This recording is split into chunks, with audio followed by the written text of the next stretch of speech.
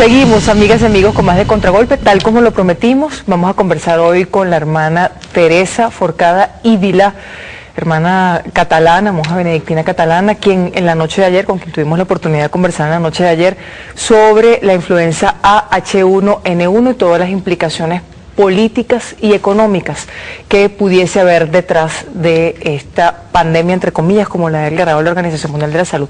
Bienvenida nuevamente, hermana, pero debemos hablar de la teología de la liberación. Hola, buenas noches. En primer lugar, pensando en que quienes nos están acompañando desde sus hogares o sus sitios de trabajo no necesariamente saben qué es la teología de la liberación, le preguntaríamos, para usted, ¿qué es la teología de la liberación? Así, de entrada podríamos decir lo que no es la teología de la liberación, es como un pequeño subapartado de la teología, imaginando pues que eso de la teología tenga como muchos compartimentos y bueno, uno pudiera escoger este compartimento llamado de la liberación. Eso no es así porque es toda la teología que es de la liberación, no es un subapartado, sino que es un adjetivo que no deberíamos de tener que utilizar si no hubiera pasado algo que ha pasado en la historia de la teología y que podríamos llamar el secuestro patriarcal del mensaje evangélico. ¿Quiénes han secuestrado el mensaje evangélico? En el Evangelio dice, hay muchos pasajes que podríamos citar, pero uno dice, bueno, Jesús nos advierte que los poderosos de este mundo van a abusar de los humildes y se harán llamar sus benefactores. Es decir, denuncia una situación de abuso y además con esta advertencia que se realizará pues hipócritamente, porque no es un abuso directo, yo soy quien abusa y usted es el abusado, no, yo soy quien abusa, usted es el abusado y lo llamo a eso ser benefactor. ¿Hay un sector de la iglesia que esté oprimiendo a otro? Bueno, dentro de la iglesia, también naturalmente en mi monasterio, por ejemplo, yo, bueno, he entrado en el monasterio en el año 97 y hasta el Concilio Vaticano II existió en los monasterios como el mío, benedictino, aunque esto no está en la regla original, pero existían clases sociales en el monasterio. En el monasterio se entraba con dote o sin dote. Quien entraba con dote, pues, bueno, se las llamaba coristas y eso significa, iban al coro y por tanto aprendían latín y quien entraba en el monasterio sin dote, lo que hacía era pues encargarse de preparar la comida y hacer esas tareas. Esto no es así. ¿Hay lucha de clases dentro de la iglesia? Esto fue así hasta el Vaticano II. El Vaticano II representa, además coincide con el impulso de la teología de la liberación, que es algo que no he dicho, aparte de decir que el título no significa que es un subapartado, eso es un reto para toda la teología, pero es muy importante decir que es un reto que aparece en América Latina. La teología de la liberación, hoy en día encontramos teólogas y teólogos de la liberación en todo el mundo, pero su referente es un movimiento aparecido en América Latina conjuntamente con los movimientos de liberación pues, de las dictaduras de la segunda mitad del siglo XX. Usted dice, hermana, que toda la teología debería ser de la liberación, pero que ha sido, y feminista. Toda la teología, imagínese, no un subapartado. Pero que ha sido secuestrada por algunos sectores dentro de la jerarquía. Secuestrado el mensaje porque en el Nuevo Testamento queda muy claro una afirmación contundente que es, no se puede amar a Dios sin amar al hermano.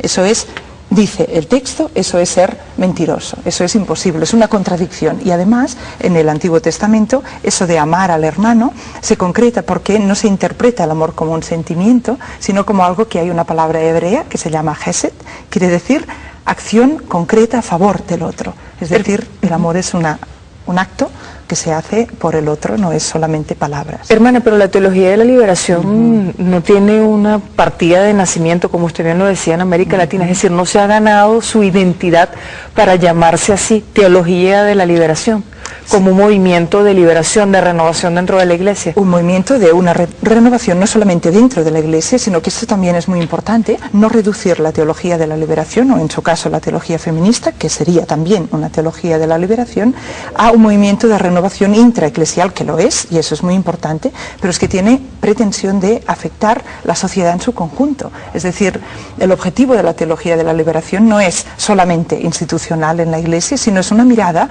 que querría ser la mirada de Dios sobre el mundo y por tanto es tan amplia como el mundo entero y ahí donde aparece una de estas situaciones de opresión, la misión de la teología de la liberación es denunciar eso como contrario a la voluntad de Dios. Dios ha hecho a todo el mundo igual y el ideal de Dios es que nos tratemos los unos a los otros como Dios mismo nos trata, que eso es con máximo respeto por la dignidad y sin ningún tipo de discriminación. La opción preferencial por los pobres que defendieron obispos latinoamericanos, defensores, ideólogos de la teología de la liberación, ¿sigue teniendo sentido hoy en día, siglo XXI? Aún más sentido, aún más porque, bueno, estamos en una época que parece que dude, incluso con esta palabra liberación hacemos referencia a una, bueno, lo que ha sido una dimensión esencial de la persona humana, que la ha definido en lo que hemos llamado modernidad, que es esa libertad, ¿no? Poder hablar de libertad, poder hablar de autodeterminación, de capacidad de, bueno, no manipularse la persona a través de otras. Eso hoy en día, al menos en las culturas occidentales, parece como que entre incluso en cuestionamiento. Bueno, como si esa libertad se dudara que la persona humana fuera digna de ella, ¿no? Esto, bueno, a partir de algunas corrientes psicoanalíticas y luego esa especie como de, bueno, desilusión, ¿no? Con esa pérdida de ideales, etcétera. Es un contexto en el cual pues hay voces que se alzan ya hablando no de la muerte de Dios, como eso apareció en el siglo XX, sino de la muerte del sujeto. Es decir, que el sujeto vendría a ser como una especie de monigote, marioneta movida por los hilos, pues desde la publicidad hasta los intereses más variados. Ante esta imagen de persona humana y esa imagen de Dios, se alza la teología de la liberación para predicar un Dios que está absolutamente a favor de las personas, y en este caso de las más desfavorecidas, porque por ahí empieza a concretarse ese amor, y luego a favor naturalmente de la libertad de esas personas. La jerarquía de la Iglesia Católica persiguió a los teólogos y teólogas de la liberación.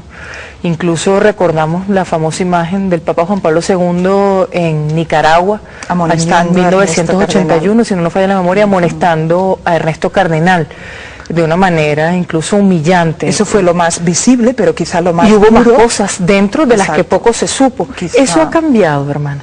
Eso esta tarde en el CELAR, que en el curso, porque bueno, no hemos dicho que sería importante, ¿no? Hoy en el programa invitar a todo el mundo que nos escuche y que bueno, desee conocer un poquito más, porque bueno, hoy creo que también vamos a tener, ¿no?, el tiempo un poco breve, pero suficiente como para invitar a todo el mundo. Mañana en el CELAR empezaremos a las 3 de la tarde y estamos realizando un encuentro que dura 3 días y que, bueno, pues titulamos La teología de la liberación en el cambio de época. Entonces aquí ha estado organizado por CELAR, IDES, Fundalatin, Guido Zuleta es el coordinador, y de invitados internacionales, pues aparte de yo misma, está el reverendo Fred Morris, que es un pastor metodista, porque esto no hemos dicho, pero la teología de la liberación, precisamente por su amplitud de miras, es ecuménica desde su inicio. Entonces está Fred Morris, pastor metodista, y está también el doctor Juan Guillermo Espinosa, que es economista, viene de Chile, es asesor de la Conferencia Episcopal. Entonces esta tarde, precisamente, el doctor Espinosa ha estado hablando en el CELAR de la última encíclica del Papa Benedicto XVI, en el cual, bueno, se puede leer esa encíclica como una crítica a la sociedad capitalista, porque pero no necesariamente